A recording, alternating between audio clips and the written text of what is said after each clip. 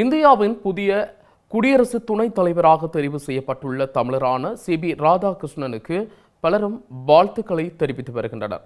துணை குடியரசுத் தலைவர் தெரிவுக்கான தேர்தலில் மேலதிகமாக 152 வாக்குகளால் அவர் வெற்றியீட்டியுள்ளார். இந்தியாவின் துணை குடியரசுத் தலைவராக இருந்த ஜெகதீப் தன்கர் கடந்த ஜூலை மாதம் 21 உடல்நலக்குறைவை காரணம் காட்டி பதவி விலகியிருந்தார்.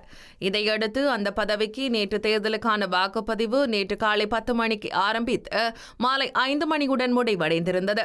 இந்த தேர்தலில் தேசிய ஜனநாயக கூட்டணி சார்பில் சிபி ராதாகிருஷ்ணனும், இந்தியா கூட்டணி சார்பில் முன்னாள் நீதிபதி பி சுதர்ஷன் ரெட்டியும் போட்டியிட்டனர்.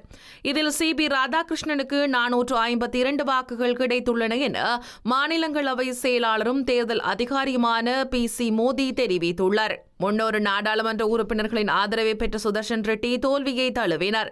குடியரசு துணைத் தலைவர் தேர்தலில் மொத்தம் 767 நாடாளுமன்ற உறுப்பினர்கள் வாக்களித்ததாகவும் இதில் 752 வாக்குகள் ஏற்றுக்கொள்ளப்பட்டதுடன் 15 பேரின் வாக்குகள் செல்லாத வாக்குகளாக இருந்ததாகவும் பி.சி. மோடி கூறியுள்ளார். பிஜு ஜனதா தளம், பாரத் ராஷ்டிரிய சமிதி ஆகிய கட்சிகள் இந்த தேர்தலை புறக்கணித்துள்ளமை குறிப்பிடத்தக்கது.